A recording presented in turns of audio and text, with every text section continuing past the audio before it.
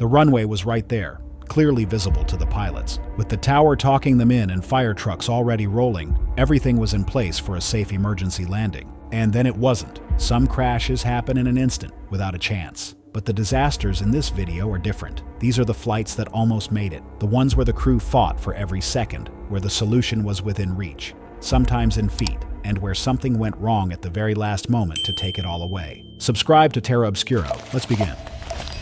The runway was less than a mile away. The pilots could see the approach lights of East Midlands Airport through the windshield. The fire trucks were already in position. After 13 minutes of fighting a crippled aircraft, Captain Kevin Hunt and First Officer David McClelland were moments from putting their Boeing 737 on the ground. They had done everything they believed was right. They had identified the failing engine, shut it down, diverted to the nearest airport, and flown an emergency approach. The passengers had been told to brace. The cabin crew were ready. There was just one problem. They had shut down the wrong engine. Flight 92 departed London Heathrow just before 8 in the evening on January 8, 1989, bound for Belfast with 118 passengers and 8 crew. The aircraft was a Boeing 737-400, nearly brand new. It had been delivered to British Midland less than 3 months earlier. The engines were CFM56 turbofans, a type the airline had not operated before on earlier 737 variants. 13 minutes after takeoff, as the aircraft climbed through 28,300 feet, a fan blade inside the left engine fractured. The brake sent fragments tearing through the engine's internal structure. A violent shudder ran through the airframe. The cockpit filled with the smell of burning. Smoke began streaming into the cabin through the air conditioning system.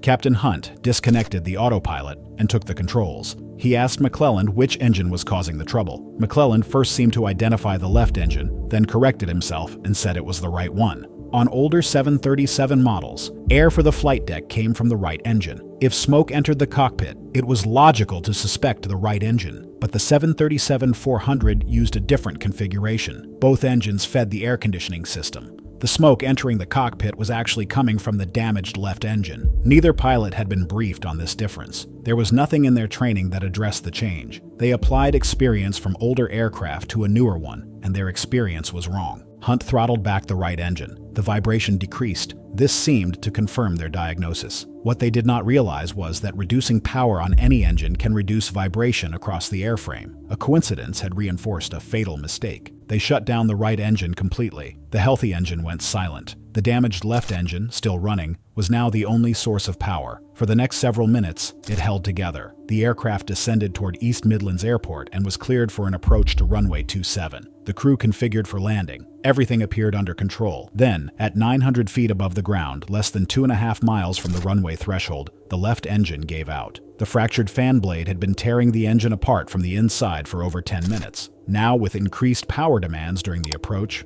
it could no longer sustain itself. Thrust dropped to almost nothing. Hunt and McClelland realized instantly what had happened. They tried to restart the right engine. It began to spool up, but there was no time. The aircraft was too low, too slow, and too close to the ground. The airspeed fell below 125 knots. At 8:24 in the evening, the 737 struck trees on the embankment of the M1 motorway. The fuselage broke into 3 sections on impact. By some extraordinary chance, not a single vehicle on the motorway was hit. 47 of the 126 people on board were killed. 74 suffered serious injuries. Both pilots survived but sustained severe injuries that ended their flying careers. The aircraft came to rest 900 meters from the threshold of the runway it had been trying to reach. Several passengers later told investigators that they had seen sparks and flames coming from the left engine through their windows. They heard the captain announce that the right engine had been shut down, and they assumed the pilots must know something they did not. No one passed that information forward. The investigation changed how airlines train crews on new aircraft variants, how engine instruments are displayed, and how cabin-to-cockpit communication is handled during emergencies. But for the 47 people who died beside the M1, the lesson came too late. They were already there. The runway was beneath them. The wheels were about to touch. After an uneventful flight from Montreal, Air Canada Flight 621 was seconds from a routine landing at Toronto International Airport on the morning of July 5, 1970. 100 passengers were waiting to stretch their legs before the aircraft continued on to Los Angeles. The DC-8 was on glide slope, on speed, on centerline. Everything was exactly where it should have been. Then, 60 feet above the runway, the wings stopped flying. Captain Peter Hamilton, and First Officer Donald Rowland had worked together before, and they shared an ongoing disagreement about a small but critical procedure: when to arm the ground spoilers. Spoilers are panels on the top surface of the wings that rise after touchdown to destroy lift and press the aircraft firmly onto the runway. On the DC-8, they could be armed during the approach so they would deploy automatically on landing, or they could be deployed manually after the wheels touched. Air Canada's procedures called for arming the spoilers during the final approach, but Hamilton did not trust that system. He had heard about earlier DC-8 incidents involving spoiler deployment and believed manual deployment was safer. Many Air Canada DC-8 pilots had quietly abandoned the standard procedure and were deploying spoilers manually after landing instead of arming them in advance. The airline knew about this practice and did nothing to enforce compliance. As Flight 621 descended toward runway 32, Hamilton asked Rowland to handle the spoilers during the flare.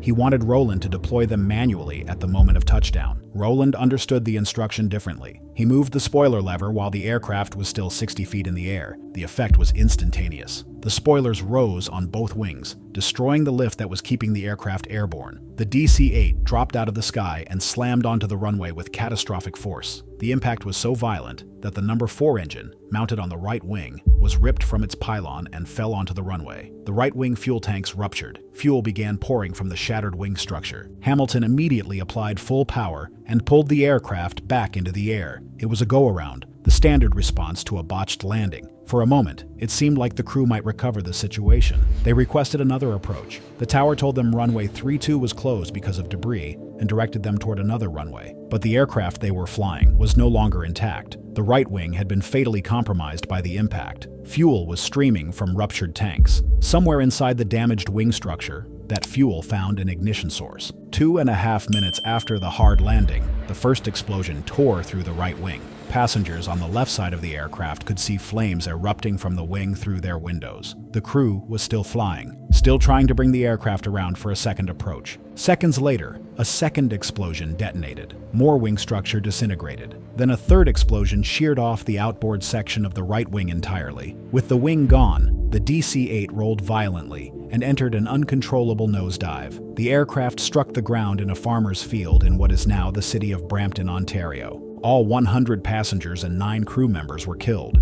The investigation found that the accident was caused by the premature deployment of the ground spoilers, but the report went deeper than blaming one first officer's hand on a lever. It revealed a culture within Air Canada's DC-8 fleet where pilots routinely deviated from the standard spoiler procedure, where those deviations were known to management, and where no one intervened to enforce the rules. Hamilton and Rowland were not outliers. They were doing what many of their colleagues did on every landing. They were simply the ones whose luck ran out. The cruelest detail is the simplest one. If Hamilton had not attempted the go-around, if he had kept the aircraft on the ground after the hard landing, the wing would have been damaged, but the fuel might not have ignited. The passengers might have evacuated on the runway. The fire trucks were right there. But a go-around after a hard landing is standard procedure. The captain did exactly what he was trained to do. He pulled a broken aircraft back into the sky, and the sky gave it back to the earth in pieces.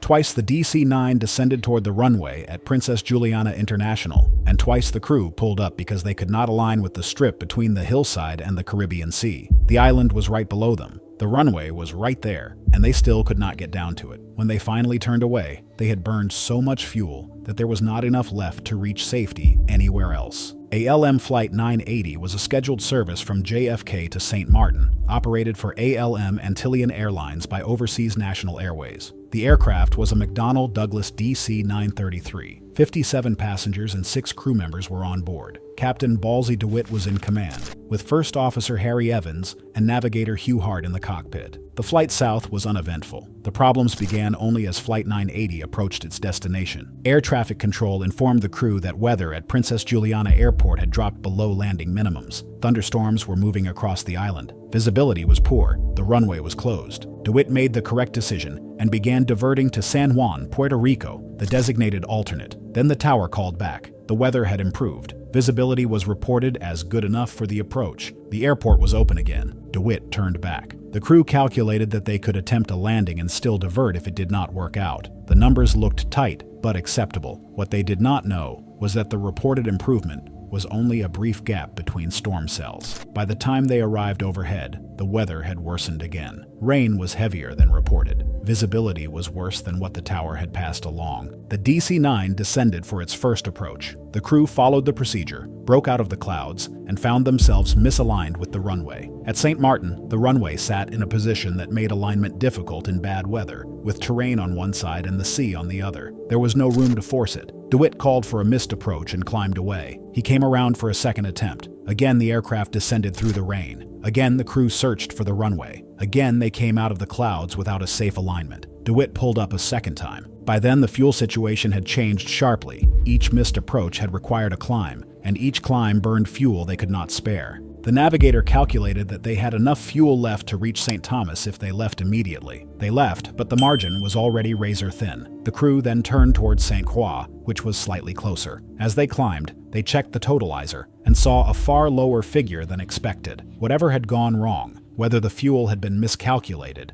misread, or burned faster than expected, the conclusion was the same. They were not going to make it. Captain DeWitt contacted San Juan Approach and said he was short on fuel. It was a major understatement. Minutes later, about 30 miles east of St. Croix, both engines flamed out. The aircraft went silent over open ocean. DeWitt no longer had a runway to aim for. He had the Caribbean Sea. He set up for a ditching. The seatbelt signs were flashed, but the cabin had not been properly prepared. Some passengers were standing. Some were unbelted. Not everyone understood that the aircraft was about to hit the water. At 3:49 in the afternoon, Flight 980 struck the surface of the Caribbean. The impact was violent, and the aircraft began to sink almost immediately. Passengers and crew scrambled for the exits. Those who escaped clung to an emergency slide and floating debris in rough seas. Those who did not get out, or who had been unrestrained at impact, were lost with the aircraft. A Pan American pilot flying overhead saw the ditching and relayed the position to the Coast Guard. By the time darkness ended the search, 40 of the 63 people on board had been pulled from the sea. 23 were gone. The investigation blamed fuel exhaustion, made worse by fuel miscalculations, misread gauges, and crew distraction as the weather situation unraveled. The cruelest part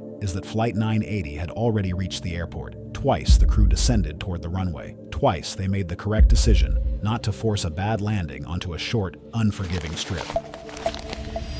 Hapag-Lloyd Flight 3378 departed Chania on the Greek island of Crete just before 11 in the morning on July 12, 2000. The Airbus A310 was carrying 143 passengers and 8 crew members. The destination was Hanover, Germany. Captain Wolfgang Arminger, 56, was in command. Seconds after liftoff, the crew discovered they could not retract the landing gear. The right main gear refused to lock into its stowed position. Warning lights illuminated on the panel. The crew attempted to cycle the gear multiple times. Nothing worked. The gear remained stuck, partially extended, hanging in the airstream beneath the right wing. An aircraft flying with its landing gear down is not in immediate danger, but it pays a severe penalty in drag. The engines have to work harder, and fuel burn rises far beyond what the flight management system expects. The A310's computer was still showing that the aircraft had enough fuel to reach Germany. It was wrong. Hapag-Lloyd's procedures were clear. A gear malfunction requiring extended flight with the gear down called for an immediate diversion to the nearest suitable airport. Zagreb was close, with a long runway and full emergency services. But Captain Arminger did not divert there. He contacted the airline's operations center and decided to continue toward Munich, where the airline had maintenance facilities. The first officer noticed the problem before anyone else. Roughly an hour into the flight, he saw that the aircraft had already consumed half its fuel load, despite covering only about a third of the distance. He reported this to the captain. The fuel prediction for arrival kept falling. The numbers were telling a story the captain did not want to hear. Instead of acting, the crew continued northwest. As they crossed into Austrian airspace, the fuel situation deteriorated from concerning to critical. Munich was now too far away. Vienna was directly ahead and had become the nearest major airport. At 12:53 local time, the crew contacted Vienna Approach and said they might need to divert. The controller asked about their fuel state. The crew confirmed it was low but did not declare an emergency. They still expected to make the runway. At 1:07 in the afternoon, they finally declared an emergency. Fuel was critically low. Vienna cleared them for a direct approach to runway 34. Emergency services were alerted. The airport prepared for their arrival. The runway was 18 kilometers away. It looked as if they would make it. Then, 12 nautical miles from the runway, both engines flamed out. The Airbus A310 went silent. No thrust. The aircraft was at roughly 17,000 feet. The first officer attempted an emergency restart. One engine caught briefly, giving them a few precious minutes of thrust before dying again. Then both engines were gone for good. For the next 8 minutes, Captain Arminger and his first officer glided the powerless aircraft toward Vienna. The controller cleared all traffic. The runway was waiting. The fire trucks were in position. But without engines, the crew had no margin for error. They were aiming a heavy glider at a strip of concrete they could see, but were not certain they could reach. They almost made it. The aircraft touched down approximately 660 meters short of the runway threshold, slightly right of the extended centerline. The left wingtip struck the ground first. The left main landing gear collapsed. The aircraft skidded across grass, tore through approach lights and part of the instrument landing system, rotated, and came to rest beside a taxiway. All 151 people on board evacuated. 26 passengers suffered minor injuries, mostly during the evacuation. Nobody died. The aircraft was destroyed, but every person who boarded it that morning in Crete walked away. The investigation painted a damning picture of the captain's decision-making. He had ignored diversion procedures. He had continued past the nearest suitable airport. He had trusted a computer prediction that could not properly account for the drag of an extended landing gear. He had waited too long to declare an emergency. But the investigation also acknowledged something remarkable. When the engines died and the aircraft became a glider, the crew brought it to within 660 meters of the runway. The decisions that led to the emergency were poor. The flying that ended it was exceptional.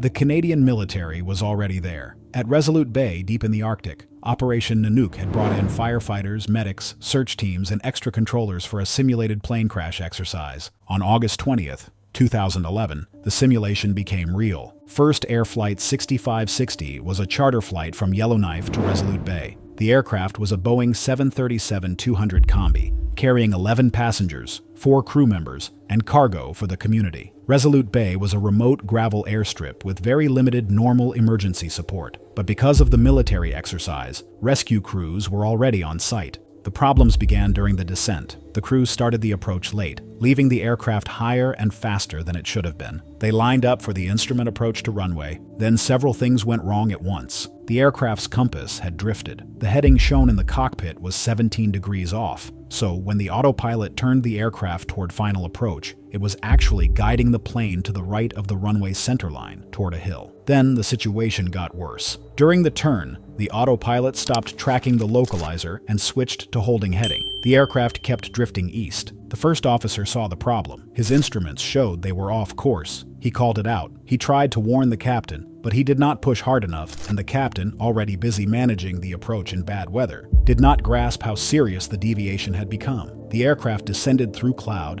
and the crew expected to see the runway. Instead, they saw barren ground, rocks, and fog. No runway lights, no proper approach picture. At the last moment, they tried to go around. Full power was applied. The nose came up, but they were too low and too far off course. At 12:41 in the afternoon, Flight 6560 struck a hill about 1 nautical mile east of the runway. The aircraft broke apart and much of the wreckage caught fire. 12 of the 15 people on board were killed. 3 passengers survived with serious injuries. And then chance changed everything. The military teams who had come to Resolute Bay to rehearse a crash response were now looking at a real column of smoke near the airport. The exercise stopped instantly. Firefighters, rescuers, and medics reached the site within minutes. Without Operation Nanook, those 3 survivors might not have lived. In normal circumstances, help in a place like Resolute Bay could have taken hours. The investigation found a chain of failures: a late approach, compass drift, an autopilot mode change, weak cockpit communication, and a captain who did not realize the approach had become unstable until it was too late. The runway was only a minute away.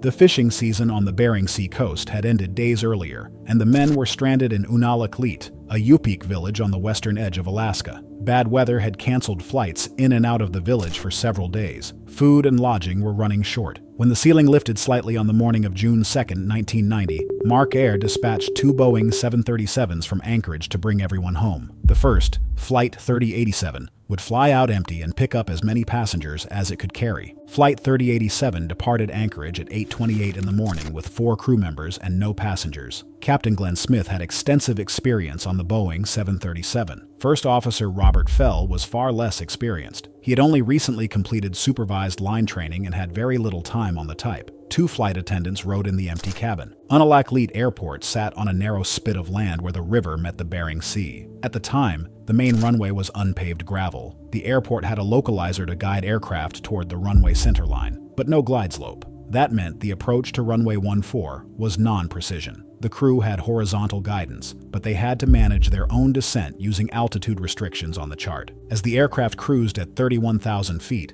Captain Smith briefed the approach step by step. They would fly to the beacon, reverse course, intercept the localizer, and descend inbound toward the runway. He read off the altitude targets. Stay at or above 3,000 feet until turning inbound, then descend no lower than 1,500 feet before reaching the waypoint called DRIGE, then no lower than 500 feet by 2.3 nautical miles from the runway. There was one detail he did not mention. DRIGE, the point where they needed to be at or above 1,500 feet, was 5 nautical miles from the runway. That number was printed clearly on the chart. Everything before 5 miles was supposed to be flown higher. Captain Smith began descending through 1,500 feet at 10 nautical miles from the runway, twice the correct distance. At 10 miles, the aircraft should still have been at 3,000 feet. Instead, it was already descending into terrain that rose between the aircraft and the runway, a line of barren hills hidden in low clouds and fog. The cockpit voice recorder captured the final minutes.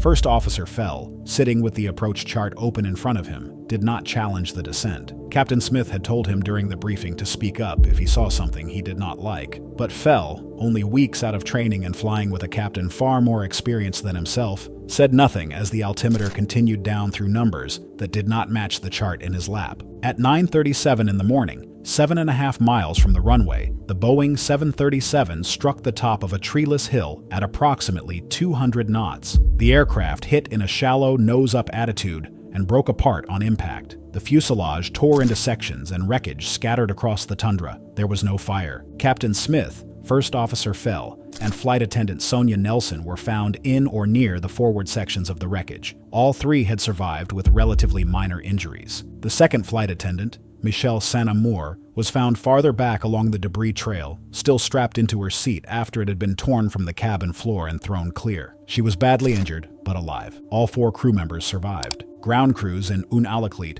realized something was wrong when Flight 3087 failed to arrive on time. A search began within minutes. The wreckage was found on the hillside, less than 8 miles from the runway the aircraft had been trying to reach. Rescue teams reached the survivors within the hour. Because everyone lived, investigators had a rare opportunity. They could ask the captain a question they almost never get to ask. Why did you start descending at 10 miles when the chart said 5? Smith could not fully explain it. He told investigators he had misremembered the descent point. He believed, for reasons he could not clearly articulate, that the final descent should begin at 10 nautical miles. The chart in the cockpit clearly showed 5. He had read the altitude targets during the briefing, but somewhere between the briefing and the approach, the number doubled in his mind. The NTSB concluded that the probable cause was the crew's failure to properly execute the non-precision approach and their premature descent. Contributing factors included weak crew coordination and the first officer's failure to monitor the approach and challenge the captain's deviation from the published procedure. Investigators also noted that the chart layout may have made the distance and altitude relationship easier to misread than it should have been. The runway at Unalakleet was 7.5 miles away.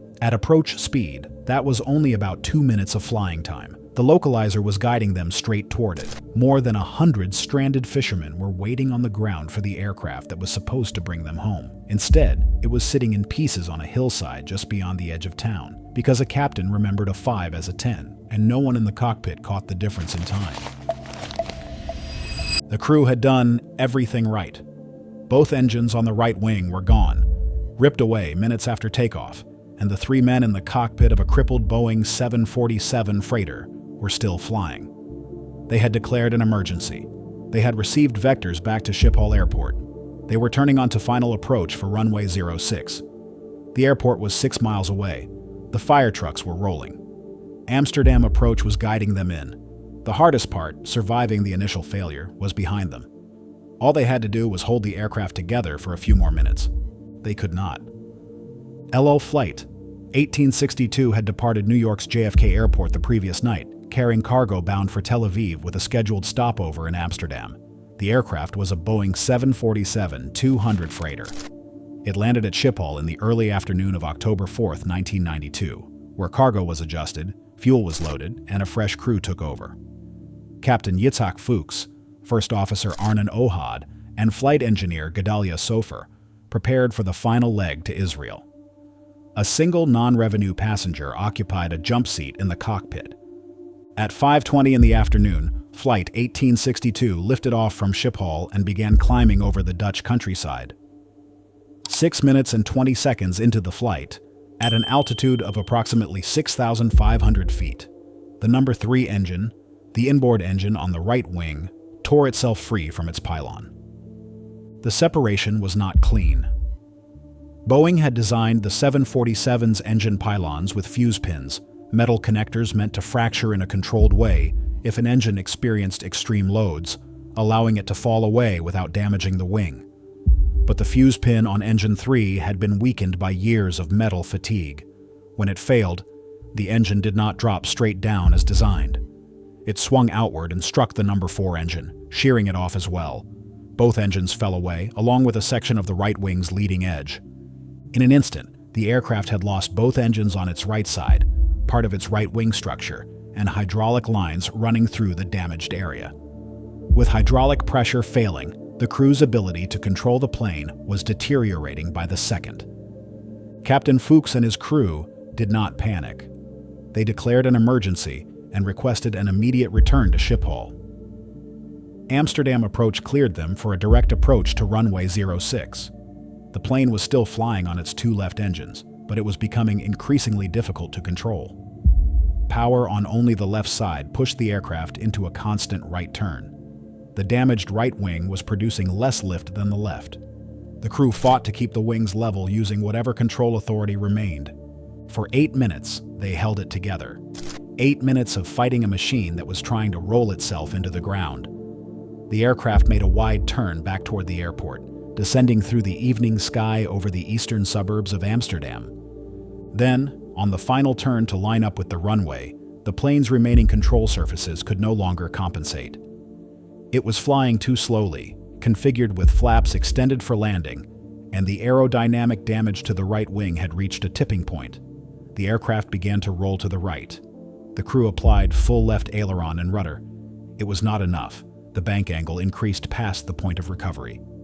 At 5:35 in the afternoon, 15 minutes after takeoff and just 6 miles from the runway it was trying to reach, ALM Flight 1862 struck 2 apartment buildings in the Bijlmermeer neighborhood of southeast Amsterdam. The aircraft, still carrying a full fuel load for the flight to Tel Aviv, exploded on impact. The collision destroyed large sections of both buildings and ignited fires that burned for hours. All 4 people on the aircraft were killed. On the ground, 39 residents of the apartment complex died. 43 lives in total. The number could have been far higher. The investigation traced the disaster to the corroded fuse pin on the number 3 engine pylon. Boeing had received reports of cracking in these pins years earlier and had issued inspection instructions. But the inspections were inadequate. The fatigue cracks were internal, invisible to the standard visual checks mechanics were performing. The pin on El Al's aircraft had been quietly failing for years. What makes this disaster fit the pattern of this video is the agonizing proximity to safety. The crew of Flight 1862 did not make a wrong decision. They did not misread an instrument. They flew a catastrophically damaged aircraft for 8 minutes and almost brought it home. The airport was there. The runway was waiting. But the physics of a plane missing 2 engines and part of its wing did not care how skilled the pilots were or how close they came. The margin they needed was measured in seconds, and the aircraft ran out of seconds over a neighborhood where families were sitting down to dinner. What makes these accidents so difficult to forget is not simply the loss of life. It is the distance. Not the long distance from departure to destination, but the final distance. The last few miles. The last turn. The last minutes when the runway was already there, the airport was already prepared, and survival still seemed possible. That is what gives these stories their weight. In many of these cases, the people in the cockpit were not collapsing under pressure. They were still working the problem. They were still flying the aircraft. They were still making decisions, running checklists, talking to controllers, trying to hold damaged machines together for just a little longer. Some were dealing with failures that had started long before they ever understood what was really happening. Some were trapped by faulty instruments, bad assumptions, missing information, or the limits of training. And some did almost everything right after the crisis began, only to discover that the margin they needed had already disappeared. That is one of the hardest truths in aviation. A disaster does not always begin with one huge mistake. Sometimes it begins with something small enough to seem manageable. A warning light that does not make sense.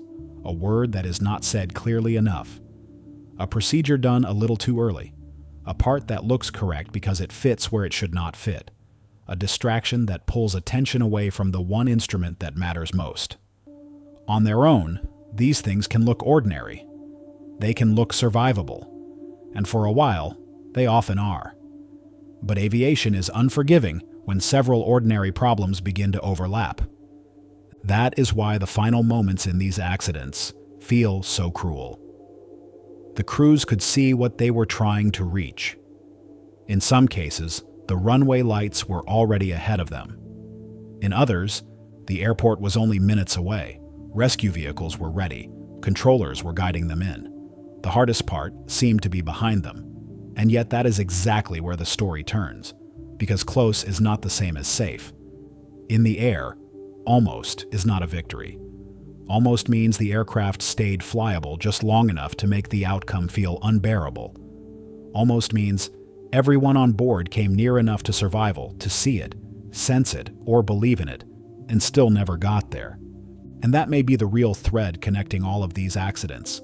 Not recklessness, not simple incompetence, but the brutal narrowness of the margin.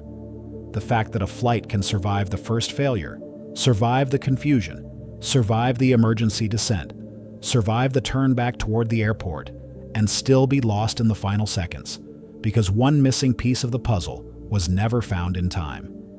That is why these stories still matter. They remind us that aviation safety is not built only on technology or skill, but on clarity, communication, discipline, and the ability to recognize what is happening before the margin is gone. When that fails, even a crew that fights hard and flies well can run out of sky. If you enjoy aviation documentaries that take the time to look closely at what happened, why it happened, and what changed because of it, subscribe to Terra Obscura. There are many more stories like these, and each one reveals something new about how thin the line between routine and disaster can be.